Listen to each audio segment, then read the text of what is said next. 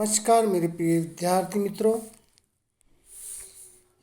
पिछले लगभग 2 दिनों से हम हमारे पाठ्यक्रम की जो 7वीं कविता है, स्वागत है, इस कविता का हम अध्यापन कर रहे हैं दोस्तों। लगभग 3-4 पदों का या चरणों का हमने यहाँ पे अध्यापन किया है दोस्तों। तो आज हम 5वां चरण देखते हैं। 5वां चरण देखने से पहले हम फिर से एक बार उसी चरण को दोहराते हैं दोस्तों। पनिया जहाज पर कौन चढ़ेगा अब भैया, पनिया जहाज पर कौन चढ़ेगा अब भैया, बड़ा डर लग रहा है उससे तो, बड़ा डर लग रहा है उससे तो, कहीं पुनिया दोहरा न दे इतिहास हमारा, इस उस धरती पर बिखर न जाए, इस उस धरती पर बिखर न जाए, खोजते हुए निज बंधुओं को सासमान की राह पकड़ आगे चल, मॉरिशस की भूमि पर उतरेंगे सब, नहर हो जैसे वही हमारा, बाबुल के लोग वही मिलेंगे, देश परदेश के नाम मिटेंगे, आंसू थामे वही मिलेंगे, आंसू थामे वही मिलेंगे, स्वागत है स्वागत है। इस पद में या इस पद में कवि श्याम दानेश्वर जी कहते हैं कि अब वह लोग पानी के ऊपर या पानी के ऊपर जो जहाज होता है उस जहाज में बैठने से डर रहे हैं। पानी के जहाज पर अब कोई देशवासी नहीं चढ़ना चाहता है, सबको अब डर लग रहा है, सभी लोग डर रहे हैं कहीं ऐसा न हो कि किस्मत उसी इतिहास को फिर से दोहराए, इतिहास फिर से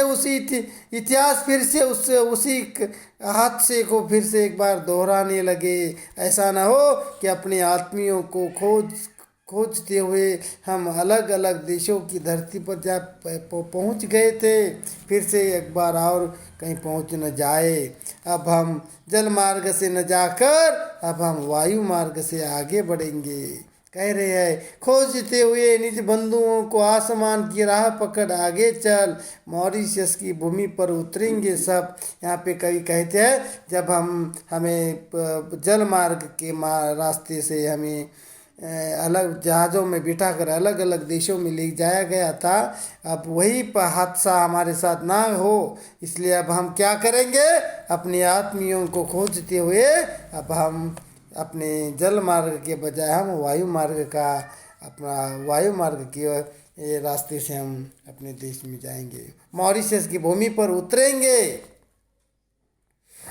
मॉरिशस तो अब हमारे मायके के समान है, मॉरिशस तो अब हमारे मायके के जैसा है, वही हमें हमारे परिवार के लोग मिलेंगे, वही अब सबकी आँखों से आंसू नहीं बहेंगे, हमारे बीच देश विदेश का भेदभाव अब सब मिट गया है, हम सभी एक ही समाज के सदस्य हैं और इसलिए कवि उन सभी का क्या करते हैं, यहाँ पे स्वागत करते हैं।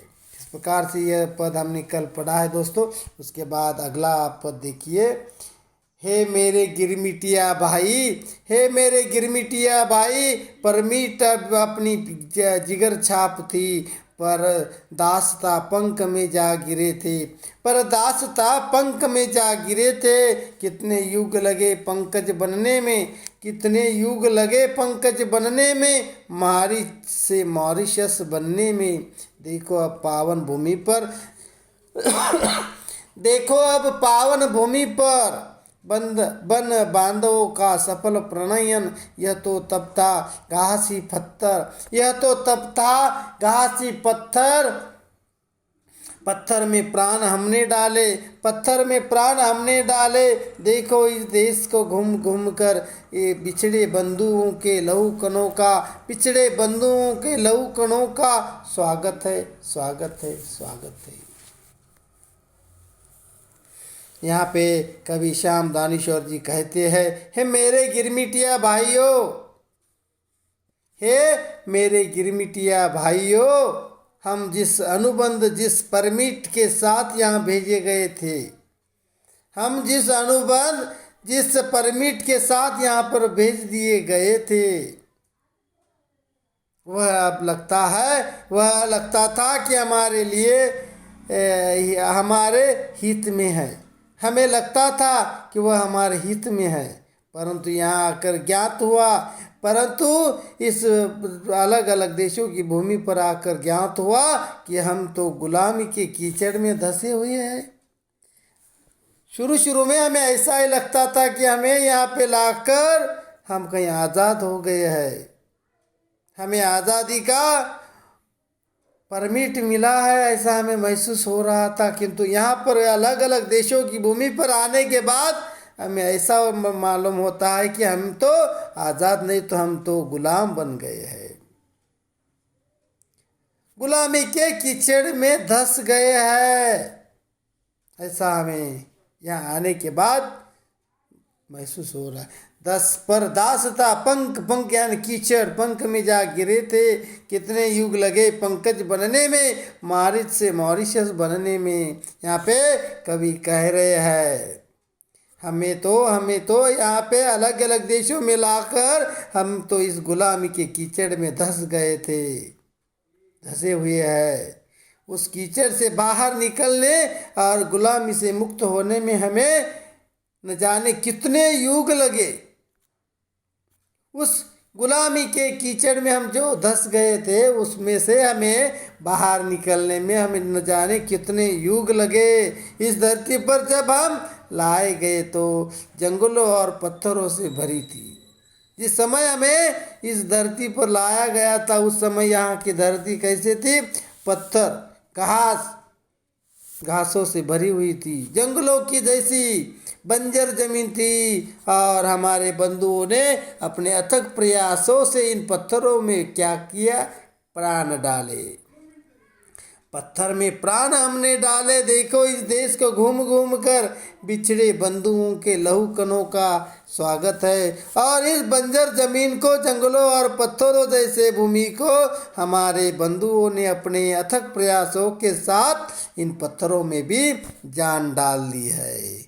उन्होंने पसीने के रूप में अपना लहू बहाया, पसीने की तरह अपना खून बहाया, और तब जाकर इस भूमि को मॉरिशस जैसा सुंदर शहर, सौंदर्य के रूप में हमने भर डाली है। सुंदर इस मॉरिशस को हमने बनाया है। इस प्रकार से इस चरण का यहाँ पे भावार्थ निकलता है दोस्तों।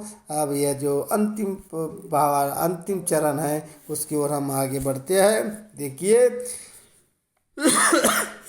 देखिए, हे मेरे भारत नेपाल श्रीलंका, हे मेरे Bharat Nepal Sri Lanka, Fiji Suriname Pak Guyana, South Africa, UK, USA, Canada, France, Reunion आदि के सहोदर बंधुओं, इस भूमि में तुम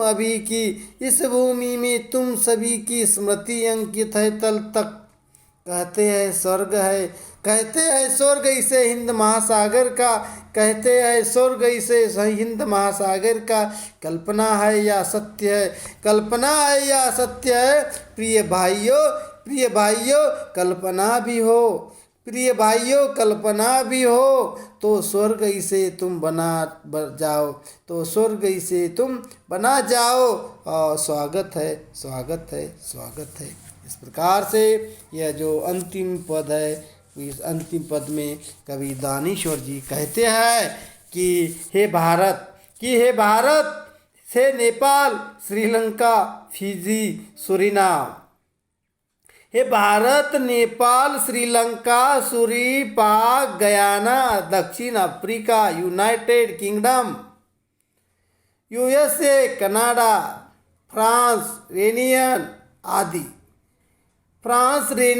आदि से आए हुए मेरे बंधुओं, आदि अलग अलग देशों से आए हुए मेरे बंधुओं, सहोदर यानी बंधु, आए हुए मेरे बंधुओं, इस भूमि पर तुम सभी की स्मृति गहराई तक अंकित है। बहुत गहराई तक तुम्हारी स्मृति क्या है, अंकित है। मॉरिशस को हिंद महासागर का स्वर्ग कहा जाता है। मॉरिशस को हिंद महासागर का स्वर्ग कहा जाता है। नहीं जानते कि यह स्वर्ग है या केवल कोरी कल्पना है। हम यह नहीं जानते कि यह स्वर्ग है या केवल कोरी कल्पना है। हे मेरे प्यारे भाइयों, आगे कहते हैं, हे प्रिय भाइयों, कल्पना भी हो तो स्वर्ग इसे तुम बनाओ जाओ, और इस प्रकार स्वागत करते हैं। और आगे कवि कहते हैं कि मेरे प्यारे भाइयों, यदि यह कल्पना है, यदि यह कल्पना ही है तो तुम आओ और इस कल्पना को यथार्थ में परिवर्तित कर दो। यदि यह कल्पना है तो इसे यथार्थ में, सत्यता में उतारो, यथार्थ में परिवर्तित कर इस धरती को स्वर्ग बनाओ। तुम सभी का यहाँ पे मैं फिर से एक बार स्वागत करता हूँ। ऐसा कवि यहाँ पे श्याम दानेश्वर जी सभी भाइयों का स्वागत करते हुए कह रहे हैं कि आओ, और ये पूरे यह पूरे हिंद महासागर का यह मॉरिशस क्या है, स्वर्ग है। स्वर्ग है। यदि तुम स्वर्ग कहते नहीं है, कहते हैं स्वर्ग इसे हिंद महासागर का कल्पना है, यह सत्य है। प्रिय भाइयों, कल्पना भी हो तो स्वर्ग इसे तुम बनाओ। कवि श्याम दानेश्वर जी कह रहे हैं कि मॉरिशस को हिंद महासागर का स्वर्ग कहते हैं, किंतु अगर ये कल्पना है या यथार्थ ये तो मैं बता नहीं सकता, किंतु अगर कल्पना है, यदि यह कल्पना है तो तुम इस कल्पना को यथार्थ में, सत्यता में परिवर्तित कर दो। ऐसा श्याम दानेश्वर जी यहाँ पे आए हुए लोगों को कह रहे हैं और उनका यहाँ पे स्वागत कर रहे हैं। इस प्रकार से यह जो स्वागत है, ये कविता है उनके प्रवासी भारतीय हिंदी साहित्य संग्रह से ली गई है दोस्तों। और ये मुझे लगता है कि आपको अच्छी तरह से समझ में आई होगी। और इसके बाद इस कविता के पेज नंबर 37 पर देखिए